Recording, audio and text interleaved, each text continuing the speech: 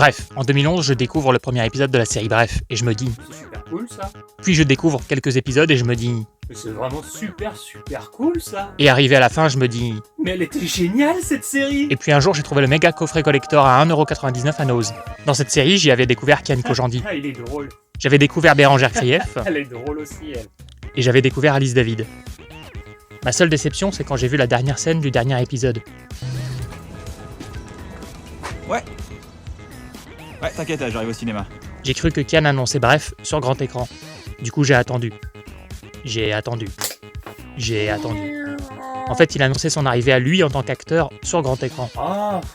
Résultat, en attendant, je me suis retapé toute la série. Toujours aussi génial. Puis je me suis tapé Bloqué. Génial. Et Serge le Mito. Un peu moins fan, mais qui servait de spin-off à la série Bref. Yes, il est avec Marla. Autour de moi, je répétais que Bref était l'une des meilleures choses qu'avait produite la France. Mais mes potes trouvaient que je m'emballais. Tu t'emballes hein. Mais je m'emballais steak. Je persistais. Les idées de mise en scène, les métaphores, la façon de revenir sur des détails, le rythme de montage. Où est-ce que tu avais déjà vu ça dans les œuvres françaises, à part chez Yann Kounen? Et encore, c'est de la triche, le mec il est danois.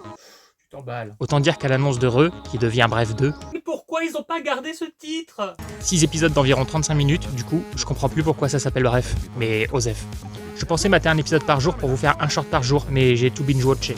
On y retrouve la comédie mélancolique, le rythme, les effets de mise en scène, les métaphores, les personnages d'antan, des guests d'antan, des nouvelles guests, des nouveaux persos, et tout s'intègre parfaitement bien. Ça fonctionne toujours aussi bien, même si on met beaucoup plus l'accent sur la mélancolie. C'est toujours référentiel, c'est toujours geek, c'est toujours parsemé d'easter eggs, et même si elles sont secondaires, on est ravis de revoir Bérangère Krief. Elle est drôle. Et...